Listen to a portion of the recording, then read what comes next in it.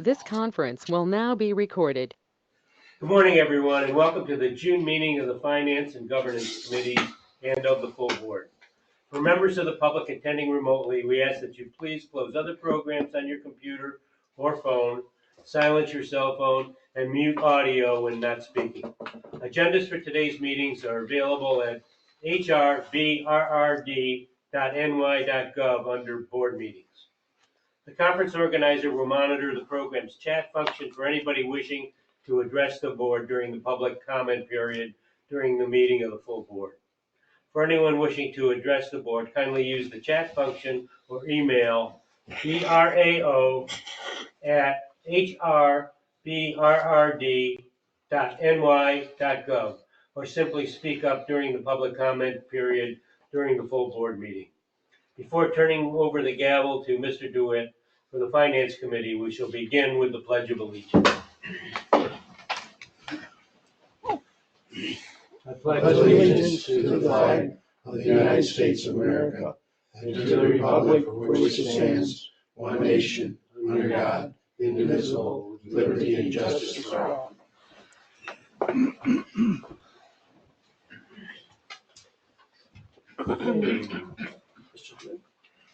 I'd like to call the Finance Committee meeting to order. And Mr. Leslie, can we have the roll call? Committee Chair Kenneth DeWitt. Here. Committee members Albert Hayes. Here. And Timothy Reagan. Here. Board Chair Mark Finkel. Here. Board members Richard Berg. Here. And Nicole Allen. Here. Board member Alfred Candido Jr. Here. Executive Director John Callahan. Here. General Counsel Robert Leslie here. Chief Fiscal Officer Timothy Minichia. Here. Chief Engineer Robert Fulton. Here. And the Director of Administrative Services Stephanie Rizicki. Here. Everybody's accounted for. Thank you. Can I have a motion to adopt a revised meeting agenda? I'll make that motion. Second? I'll second it. Mr. Hayes, Mr. Reagan. Motion adopted. Can I have approval of March 11th, 2025 Financial Committee meeting minutes? I'll make that motion. I'll second it. Mr. Hayes, Mr. Reagan. All in favor? Aye. Motion approved. Committee business, new business. Motion to advance to the full board and recommend adoption of the July 1st, 2025 through June 30th, 2026 Black River Area Assessment. Mr. Minichia. Thank you, Mr. Chair. Environmental Conservation Law, Title 21, Section 15-2123 and 15-2125 empowers the board to annually prepare a statement showing the name of each public corporation and a description of each parcel or real estate benefited by such reservoir and the amount of operation and maintenance charges to be borne by each as determined in the apportionment.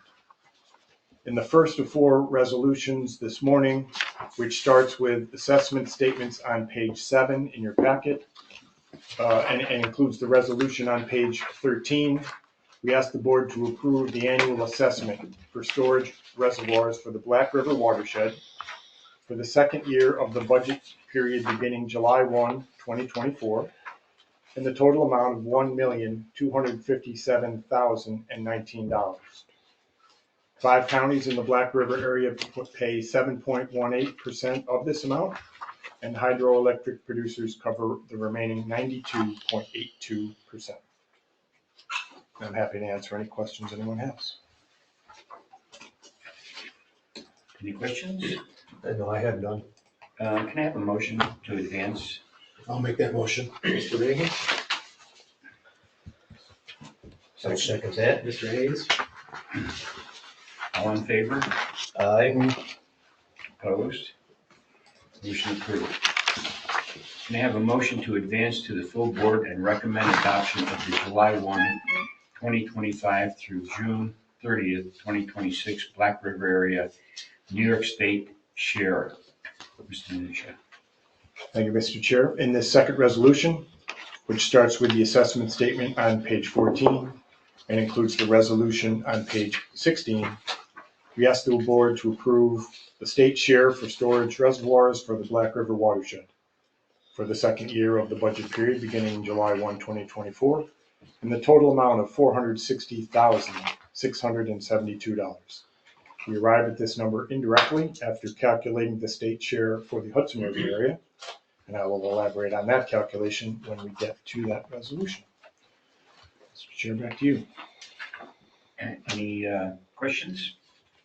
No. If none, can I have a motion? I'll make that motion. Mr. Reagan? Second. I will second that. Mr. Hayes? Any comments? If not, the motion is approved. Can I have a motion to advance to the full board and recommend adoption of the July 1, 2025 through June 30th, 2026 Hudson River Area Assessment? Mr. Minutia.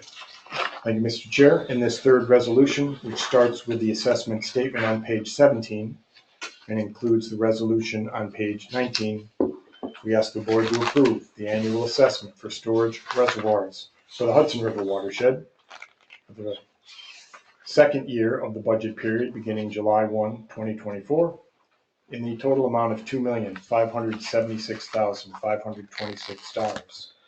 This represents 77.82% of the costs approved by the board for fiscal year 2025-26 after deducting non-assessment revenue, also approved by the board last year. This percentage was agreed to in the Hudson River area portion back in 2013.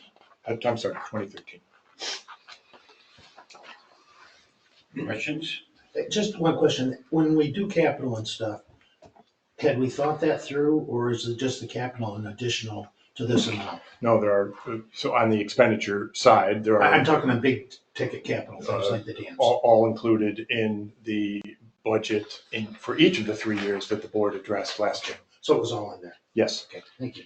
Tim, can I just ask with whether Mr. Reagan is talking about projects maybe also that are covered by or projected to be covered by New York State's contribution, which would not be in this That's what equation? I was looking for the total amounts of the contract. The only reason why I Conklinville was- Dam and yes, that sort of yes, thing? Yes, that's what I was asking, because So if the sources of funds are outside of the regulating That's what I district's wanted to budget process, then the expenditures would also be. I thought I just wanted to double check on that too. Thank you for clarification.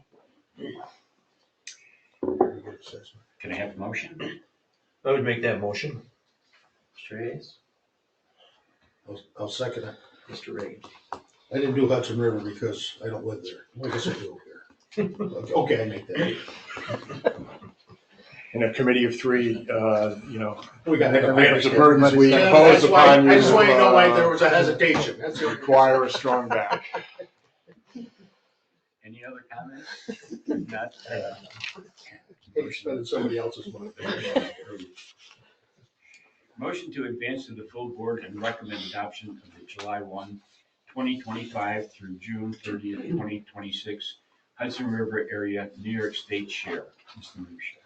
Thank you, Mr. Chair. In this fourth and final resolution, which starts with the assessment statement on page 20 and includes the resolution on page 22, we ask the board to approve the state share for storage reservoirs for the Hudson River watershed for the second year of the budget period beginning July 1, 2024, in the total amount of $789,328. This represents the remaining 22.18% of the costs approved by the board for fiscal year 2025-26. After deducting non-assessment revenue, this percentage was also agreed to in the 2013 apportionment. Can I have a motion? I'll make that motion. Mr. Reagan? I will second that. Motion approved. Can I have a motion to adjourn? I'll make that motion. I will second that. Mr. Hayes? Motion approved. At 10:11. Okay, next we have the governance committee. Mr. Candido. Thank you, Mr. Chairman. Good morning. Everyone can hear me, correct? Yes. Okay, sure. The governance committee meeting is called to order. Mr. Leslie, roll call, please.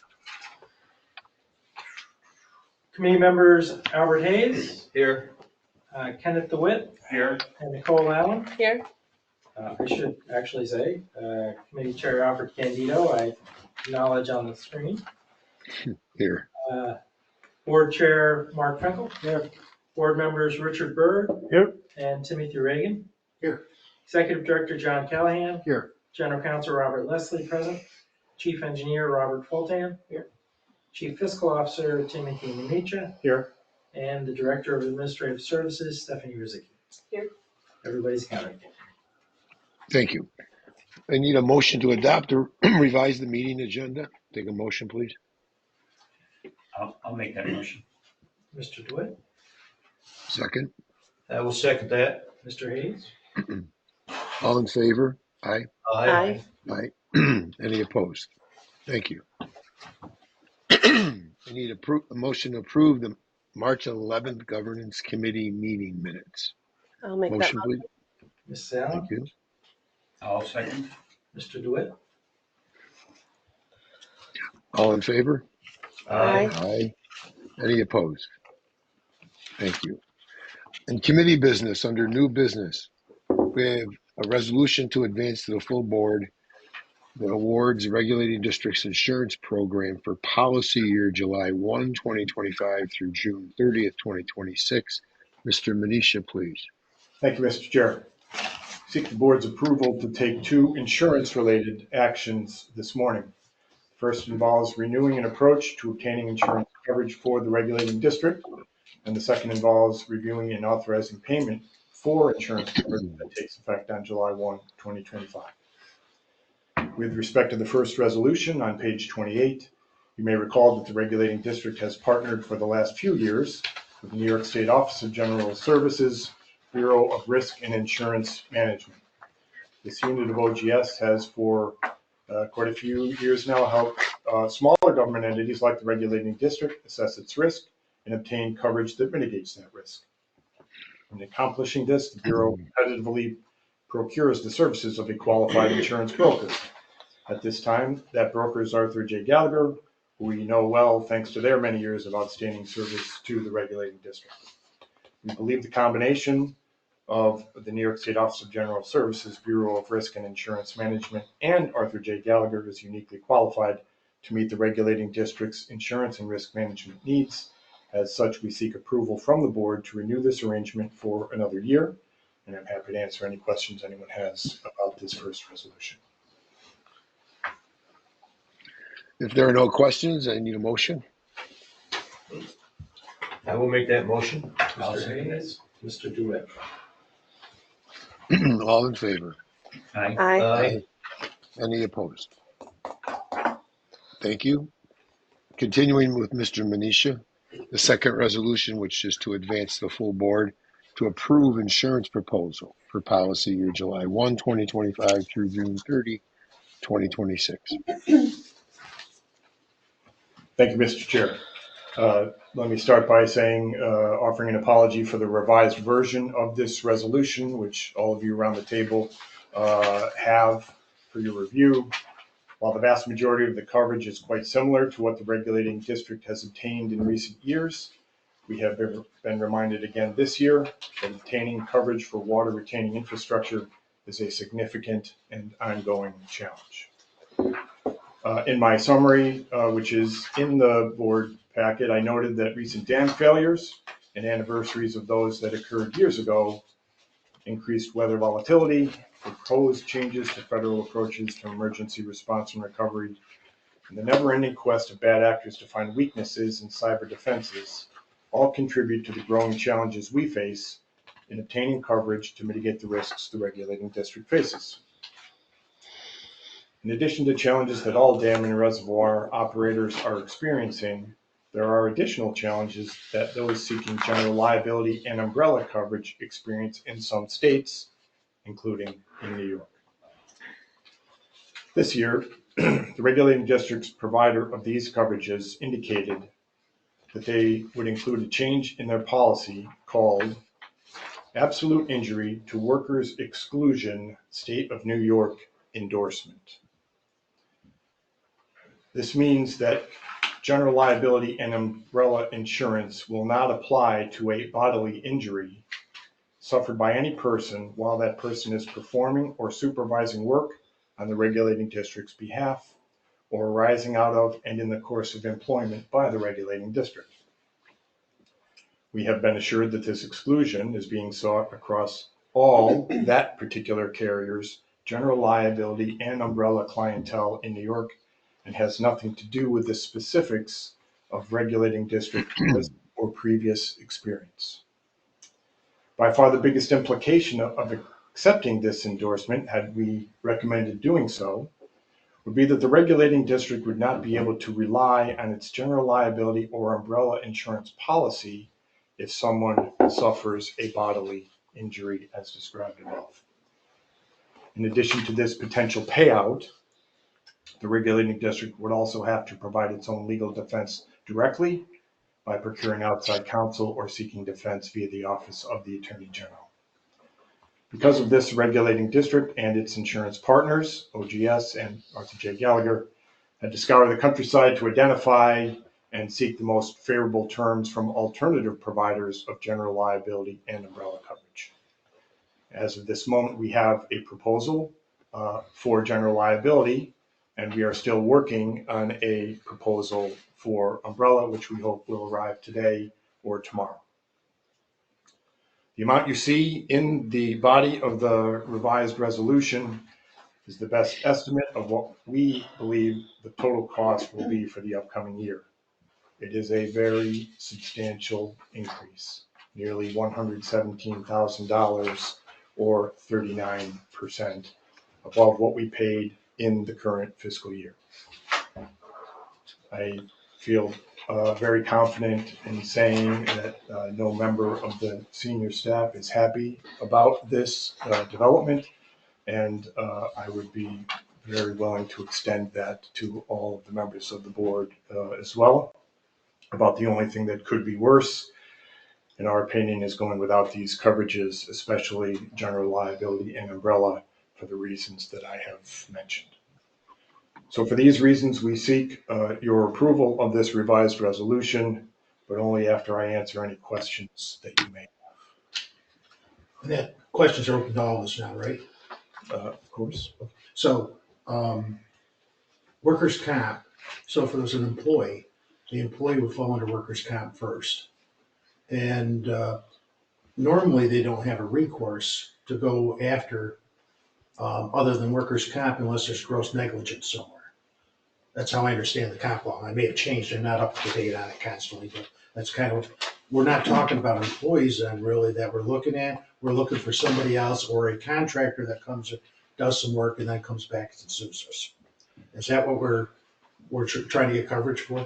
We're certainly talking about the latter, someone who Yeah. is at one of the sites who is Whatever doing reason. work on our behalf as the owner of the structure. But I do believe that the strict liability portion, and I soon will be getting out of my lane here when we get to more of a legal question about this part of New York State insurance regulation. So then my next question on that becomes, I'm sorry. But to finish his answer, I you. believe the new statute also addresses the employee and exempts the carrier from coverage for the employee. But they're still gonna be covered under comp. Their care will be provided and Yeah. consistent with the workers' comp. But typically, unless there's some sort of gross liability, something that you've done completely wrong, it's very hard to sue. I'm just saying it's very hard to sue. It is harder, I believe what Tim is saying is that the statute recently made it easier. Okay, well, that's one. Now, the second question that I have on that is if we just took that additional cost on any contractor that came in and said, okay, you're gonna pick up the cost. And I don't know if there's any advantage of doing this or not because of the way we fund. But because of that, we're gonna pass that cost on to you. I know it automatically comes back to us because they're just gonna put it in the pad in their bill somewhere. But does it make more sense for us to take this additional cost and put it onto the contractor and say, you're gonna have to pick up the liability cost, $10 million, whatever the heck it is, while you're on this project that leaves us out of it, which I know comes back to they're gonna charge it right back. Just from the way you guys do money and stuff, does it make more sense to have us pay it or for them to pay it? That is Or a does it matter? policy, that's a policy call. Staff's recommendation Yeah. is that we have the coverage. But if I can just add one thing to that, Counselor, we're talking about the large projects. Indian Lake comes to mind, and we did have an employee of a subcontractor get injured on that project. But we have people come onto our property all the time. We're procuring some diving services up at Stillwater currently. We just had somebody come and remove a tank there. We could have somebody come and make a delivery or pick something up. So even within, I think it might become, let me suggest it probably would become administratively prohibitive to seek that protection from every vendor that we do business with that might have an employee on regulating district property who could become injured. So I would echo Tim's sentiment that this is disconcerting, but it is also something that we have seen not just in government. Tim mentioned retaining infrastructure, but you're seeing a lot of, in the risk business generally, a lot of reports on this. And I think what we would hope to do, and what Tim I think has already begun to do, and with the board's help will continue to do, is just try and get as creative as possible. Think outside the box, because the trajectory here is not a sustainable one, but certainly in the short term, getting protected, I think, is something that staff feels very strongly about. Okay, I have just one more question. Do we need to do anything else additional to harden those assets, the areas, from people going on them? I understand that anybody can go, anything can happen and stuff, but should we really limit it so we don't have an experience that would then potentially take her, because if these things are going up like that, they're just gonna bring it back. So is there anything we have to do to harden those assets to keep people off from them, out of them? I think, and I'll start, invite Mr. Fulton, Mr. Leslie, everybody else to weigh in.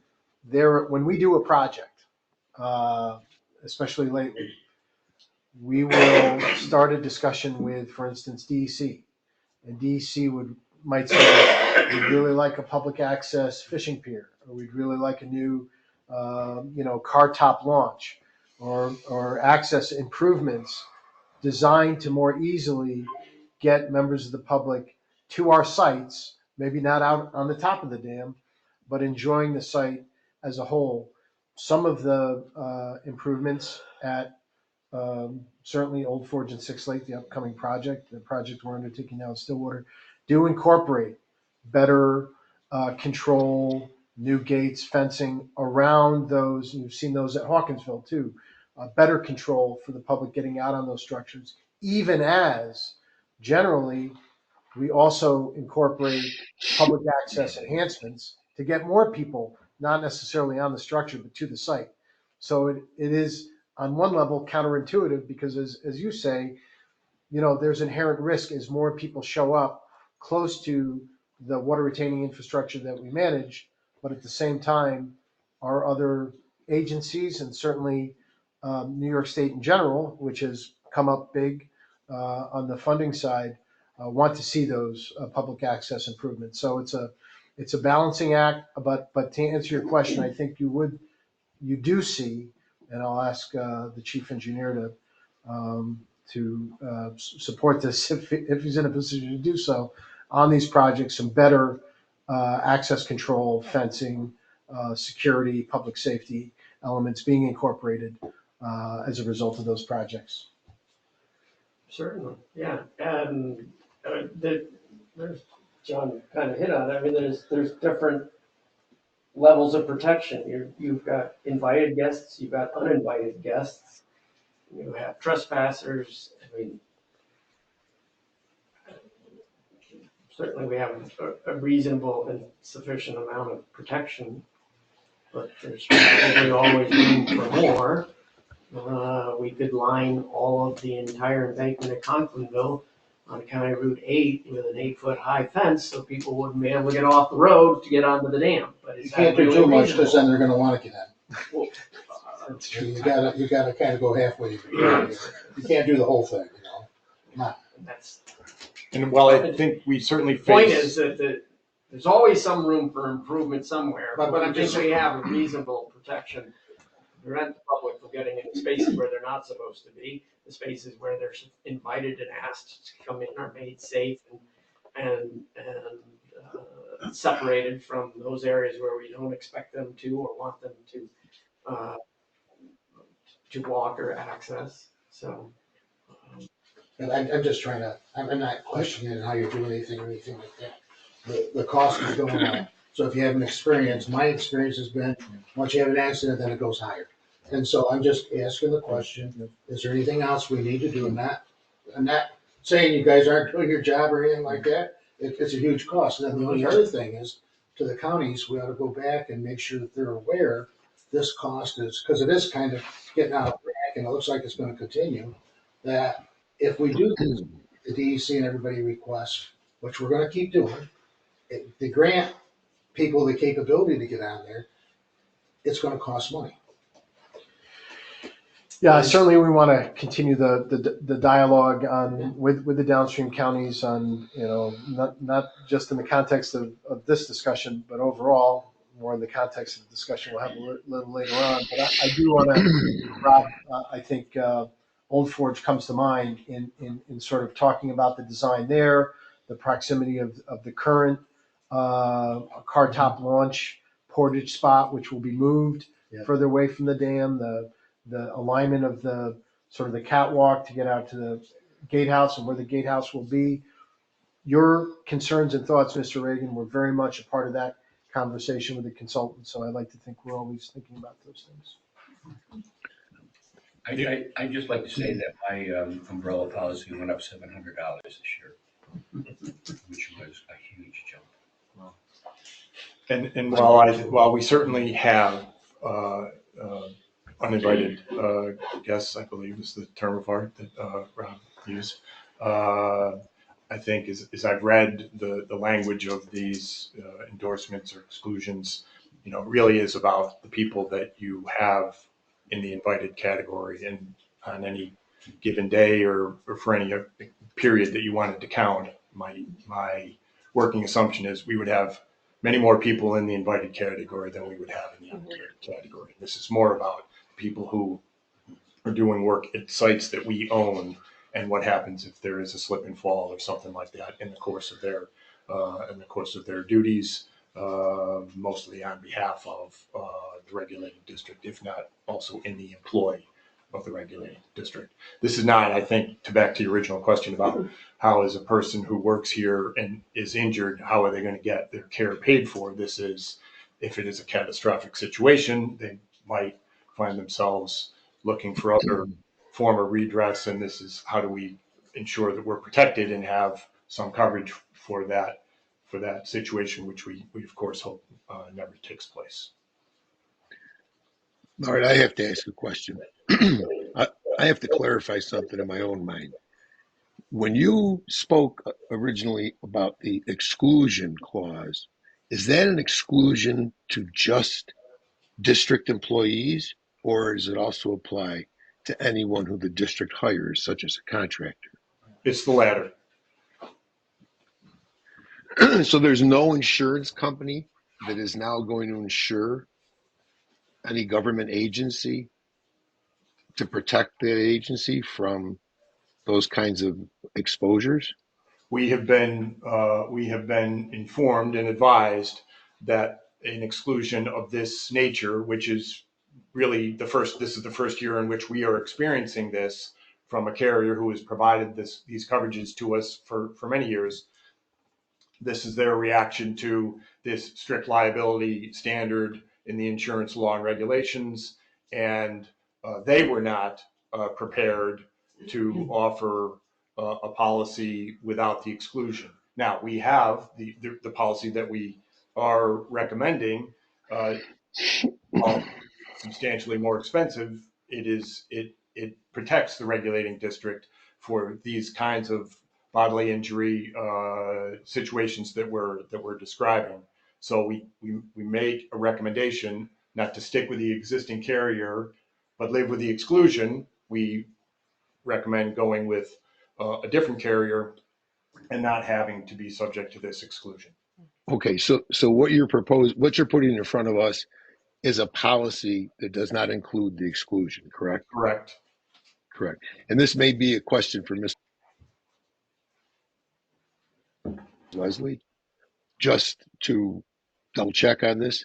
New York State's scaffold law is still in effect, and does this policy, has it been reviewed so that, because there's always that liability, and which was a huge liability when New York State implemented the scaffolding law. So how do we stand with that? And as far as this coverage, is that going to cover us with that type of loss? The scaffolding law is still in effect, as it was. Okay. And This policy is consistent with the scaffolding law. Okay. Okay, thank you. It was good questions, good discussion. And I think to reinforce Mr. Reagan's questions and concerns, I think it's constant that we seem to always be involved in risk exposure and assessment every year. It sounds like the staff is doing that well, and it sounds like the board has always talked about that type of exposure and risk assessment. So thank you. Any other questions on this so we can get a vote? I actually have a question related to our contracts. Should we, in light of this, ask our contractors now to double or triple the amount of liability coverage that they have? What do you have on them now? I don't remember exactly, a couple million. I think it's usually in general, 2 and 2. 2 million aggregate. So I mean, just thinking out loud here, I think that is not an unreasonable thing, but it doesn't. I don't believe it will absolve us of the liability that we still face as the owner of the structure where people are coming to work on our behalf. Right. Might be an interesting question for Tom Morgan to see. Pardon me? That probably goes back to what the contractor's risk is willing to be. How much they want to cover themselves. Sure. Because typically it's $1 million for, unless it's something big, and then they'll go higher. But, you know, it's a good question. It's just, if these things are all going up, are they looking at it and making sure? I would think that if the contractor's insurance was deep enough pocket, and they knew that Lawrence was not as deep, that Well, they're gonna go to it the might be the one the well that they stop at. they're gonna go to No, wall pocket. yeah. Sure. And they will never avoid the pocket that is associated with the state of New York. No, they won't. They won't. That's a good. All right. Are we set on this? Can we get a motion to move this to the board? I'll make that motion. I'll second. Mr. DeWitt. Sit down. All in favor? Aye. Aye. Any opposed? Thank you. Our final resolution of the new business would be to advance to the full board a resolution authorizing the executive director to negotiate and enter into an agreement with Interactive Media Consulting LLC. Ms. Rozicki. Thank you, Mr. Chair. The resolution is located on page 31. On pages 33 and 35, you will find the proposal from Interactive Media to continue with their services they're providing, which include the permit database, technical support, website hosting, and our constant contact subscription. Staff are seeking the board's resolution to continue services with the IMC, and I'm happy to answer any questions. Is this gonna be an annual thing then, or is It this? will be. This year's proposal does not include some of the upgrades, special upgrades to the system that we needed last year to get the work permit application process online, but maintenance of several ongoing functionalities that we have to our website and on that Correct. system. We're not adding anything. It's just gonna continue what we're already doing. We have budgeted for this, and the proposed amount is less than the amount that we budgeted. Any other questions? Have a motion to advance this? I'll make that motion. I'll second that. Second. Mr. Hayes, Mr. DeWitt. All in favor? Aye. Aye. Any opposed? That ends our business. We have a motion to adjourn. So moved. I'll second. All in favor, say aye. Aye. Aye. All right, Governance Committee meeting is now adjourned. Mr. Chairman, the gavel is back to you. Thank you very much. I'd like to call to order this month's meeting of the Hudson River Black River Regulating District. Roll call, Mr. Leslie. Board Chair Mark Finkel, Here. First Vice Chair Kenneth DeWitt. Here. Board members Albert Hayes. Here. Richard Byrd. Here. Timothy Reagan. Here. Nicole Allen. Here. Alfred Candido. Here, Executive Director John Callahan. And here. General Counsel Robert Leslie. Here. Chief Engineer Robert Fulton. Here. Chief Fiscal Officer Timothy Minicha. Here. And the Director of Administrative Services Stephanie Rizicki. Here. All accounted for. Thank you very much. I need a motion to revise the meeting agenda to allow an executive session to discuss a legal matter. I'll make that motion. Second, I'll second that. Mr. Hayes, Mr. DeWitt. Any discussion? All in favor? Aye. aye. Any opposed? I see nobody out there. Yes, public comment period. Nobody out in the room. Is there anybody online that would like to address the board? This conference will now be recorded.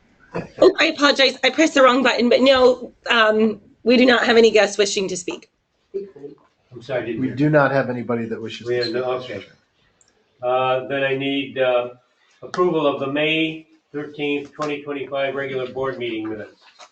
I'll make that motion. Any discussion or revisal? Do we have a second? I need a second. I'll second. Sound? Okay, any further discussion? All in favor? Aye. Any opposed? Next, we have the report of our executive director, Mr. Callahan.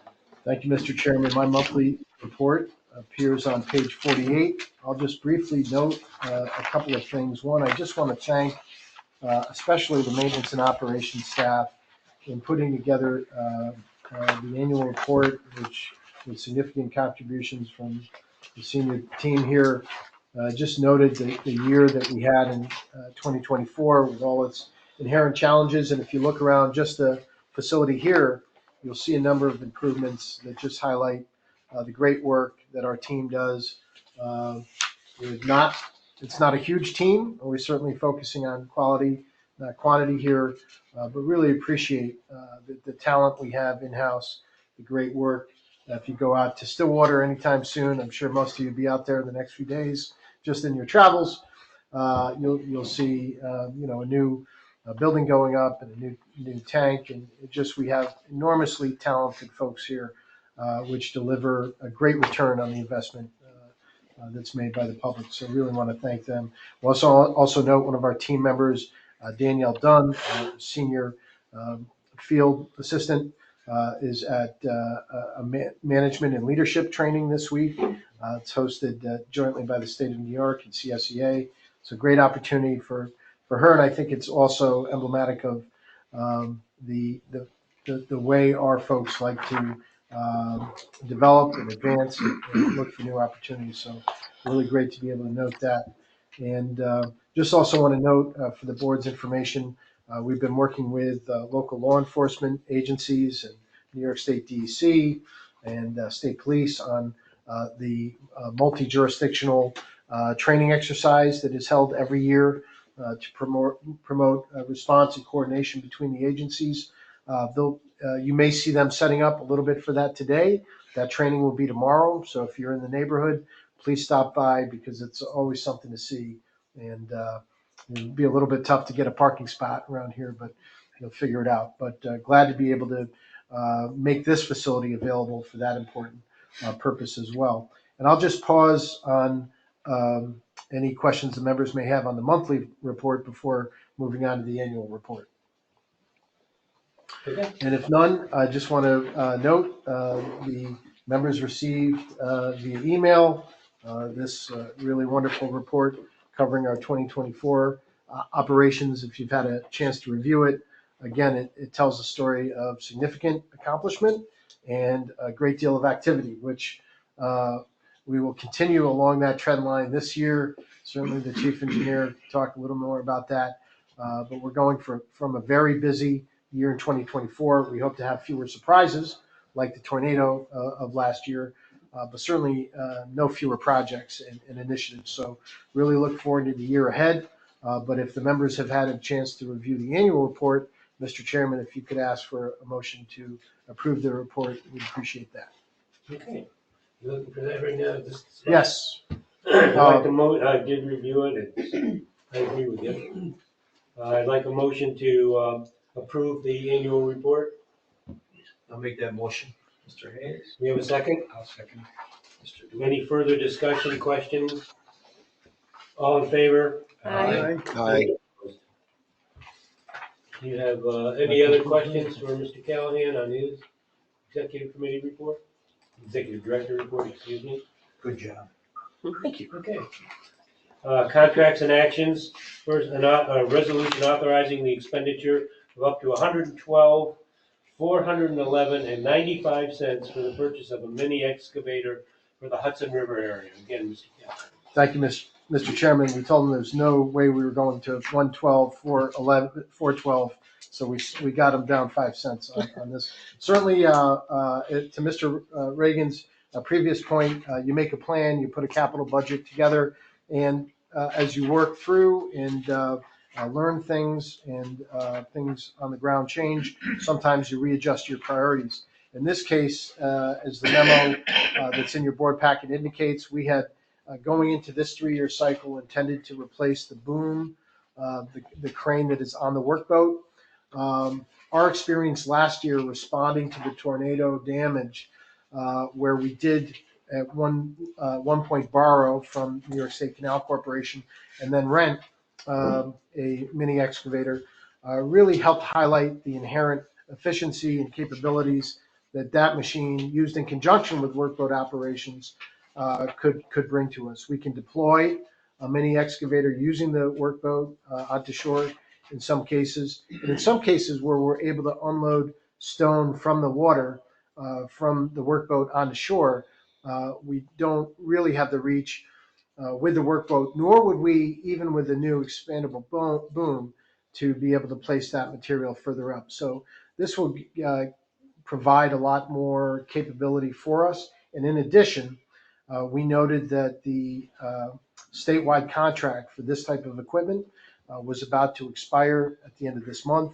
In consultation with the CFO, we determined that we could make some smart strategic changes in this year's budget relative to budget transfers, move that expenditure into this current fiscal year, and do things a little more smartly on our end in terms of getting this equipment a little bit quicker than we had originally envisioned. So with that, Mr. Chairman, I pause for any questions and ask for the board's support on this expenditure for $112,411.95. Any further discussion? Questions? I know we needed something like that even years ago. Oh, well, you can't ever have. These things can't happen overnight. Certainly. Can I have a motion then to accept? I will make that motion. And I'll second that motion. Any further discussion? All in favor? Aye. Any opposed? Staff and committee reports, Finance Committee, Mr. DeWitt. Can I have a resolution to approve the July 1, 2025 through June 30th, 2026 Black River area assessment of $1,257,019? Need a motion? Motion, I'll make that motion. second? I'll second. Mr. Reagan, Ms. Salome. We all heard the discussion before. Is there any further discussion? All in favor? Aye. Any opposed? Can I have a resolution to approve the July 1, 2025 through June 30th, 2026 Black River area New York State share, which is $460,672?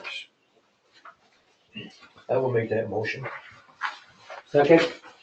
I'll second. Any further discussion that wasn't covered? All in favor? Aye. Any Aye. opposed? Can I have a resolution to approve the July 1, 2025 through June 30th, 2026 Hudson River Area Assessment, which is $2,576,526? Motion? I'll make that motion. Second? Reagan, I'll second. Ms. Allen, Any further discussion? All in favor? Aye. Any opposed? Motion carried. Can I have a resolution to approve the July 1, 2025 through June 30th, 2026 Hudson River Area New York State share, which is $789,000 and $328? Who will make that motion? Mr. I'll Hayes? second it. Mr. Reagan? Any further discussion that wasn't covered in? All in favor? Aye. Any opposed? Motion carries. We move on to the Governance Committee. Mr. Candido. Thank you, Mr. Chairman. The Governance Committee has voted to advance to the full board for their consideration a resolution to award the Regulating Districts Insurance Program for policy year July 1, 2025 through June 30th, 2026.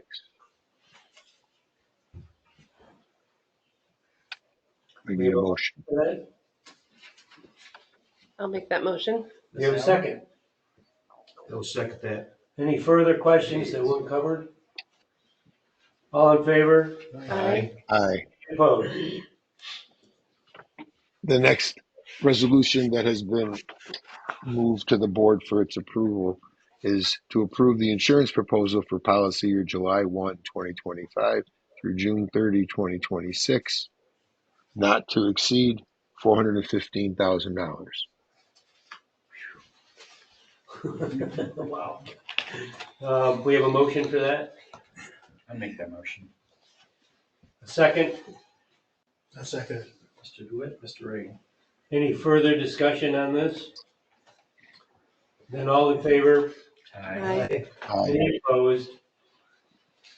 The motion reluctantly carries. Lastly, Under protest.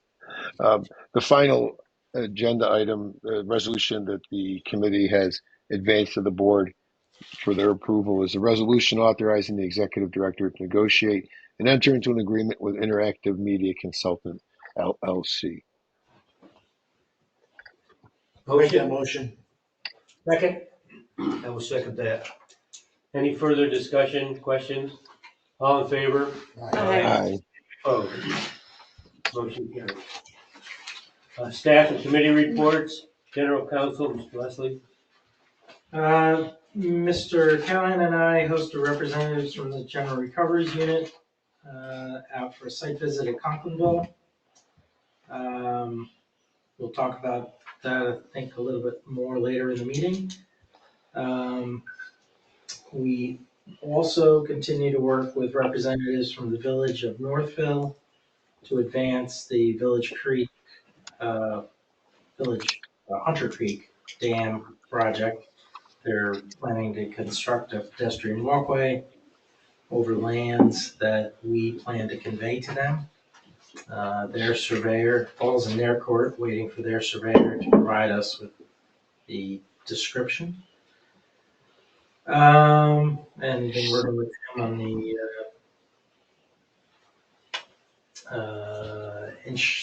end counsel for our insurance carrier with respect to discovery demands concerning the injury to a mason who was working on the substructure of Indian Lake. That claim seems to be going well. We seem to be gaining the coverage that we need and expect a resolution. Is the guy all right?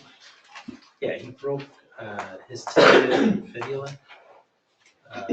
Back to work. He is Yeah. back to work Okay, good. at this point. Is he okay? No, I'm sure he's hurt. For him to determine. Which is why we need the coverage. Yes. But that is basically my report. I'll free to answer any questions you may have.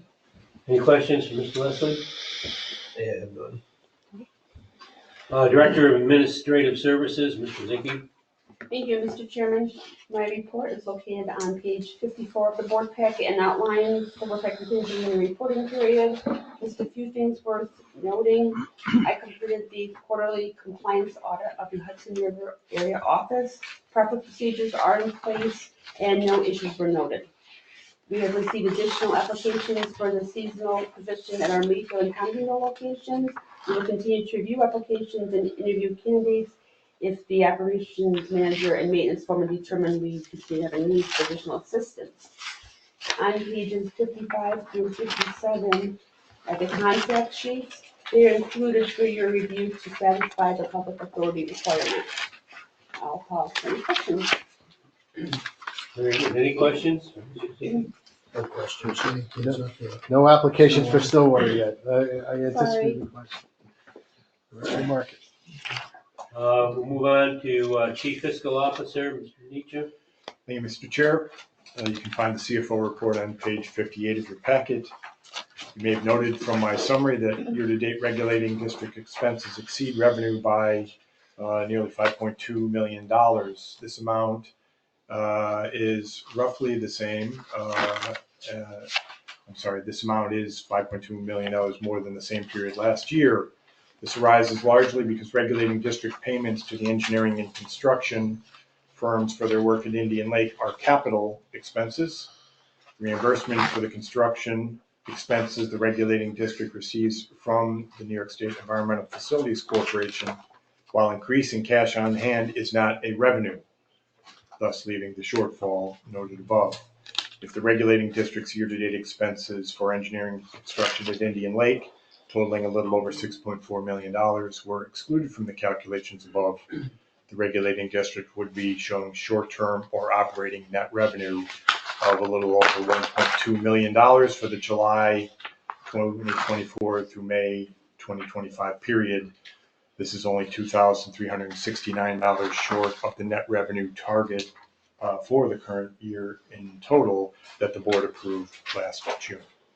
And with that and all the other talking I've done today, I'm happy to stop here and offer to answer any questions you may have about any aspect of the regulating district's finances. Any questions or comments? No. Thank you very much. Finally, Mr. Chair, before relinquishing completely the talking stick, I'd like to call your attention to the signed affidavit you can find on page 80 of your packet. It lists necessary and reasonable expenses incurred by a board member relating to his participation in the May board meeting. Article 3, Section 2 of the regulating district's bylaws require the board to approve payment before any reimbursement can be made. And before you ask for a motion to approve these expense reimbursements, let me offer to answer any questions anybody has about them. Any questions on the expenses? No. All in favor, or motion to accept the expenses? So moved. Second, Mr. Hayes, I'll second. Ms. Allen. all in favor? Aye. Any opposed? Chief Engineer. Thank you, Mr. Chairman. The report begins on page 81. Generally, the month of May was unremarkable in terms of operation of the reservoirs. Hudson River area had slightly above average precipitation and above average inflow at the reservoirs. Black River was a little bit drier with near historic precip and slightly above historic average, or I guess across the watershed's average inflows to the reservoirs. Officially through the spring refilling and on our way to summer elevations, in particular, started drawdowns at Great Sacandaga Lake and Indian Lake, as well as Stillwater Reservoir, typical with our operating curves for this time of year. The end of my report ended with summary of ongoing work at Indian Lake. Work continues on anchor installation at the embankment retaining wall. The district and the contractor, CB Carrier, still working through and discussing the emergent work that has been identified at the gatehouse and the gatehouse foundation walls. And actually is currently investigating elevations of bedrock around the gatehouse. That inspection will be used to further refine the development cost estimate for the repair of the gatehouse foundation.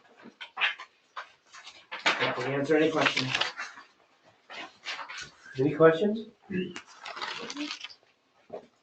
Thank you. Next, any board member questions or comments that we haven't covered? Then I need a resolution for our next board meeting here at SFO tentatively on July 8th. I will. Mr. Byrd, I'll second. Salmon? All in favor? Aye. Any opposed? I think, I just want everybody's opinion. I think we should have a meeting at the Albany office. I think most of us haven't seen it. How do you guys feel about going to Albany for a meeting? Yeah, just note the conference room at the office itself in Albany is on the smaller side, not as big as the one we had at 575 Broadway. But we could also do a meeting. I think it'd be great to do a meeting in Albany. We could certainly get a meeting room on the concourse, something like that. But it'd be As long as nobody's opposed to it. I know there are probably some colleagues of ours, maybe a legislator or two that might be interested in stopping by and saying hello if we did that. Even better. Probably be a hard time getting a parking spot down there in front of the office, wouldn't it? It's all relative. Not these days. Mr. Hayes. Yeah. Well, you gotta pay for a parking spot. All reimbursable, of course. Yeah. Next, I need a resolution to go into executive session to discuss legal matters. And we will not be taking a vote coming out of It's to discuss the affirmative litigation to recover funds from Erie Boulevard Hydropower. Oh, okay. Okay. And, yeah, so I need that motion. I'll make that motion. Second. I'll second. All in favor, and we will not, I started to say, there'll be no vote coming out of executive session.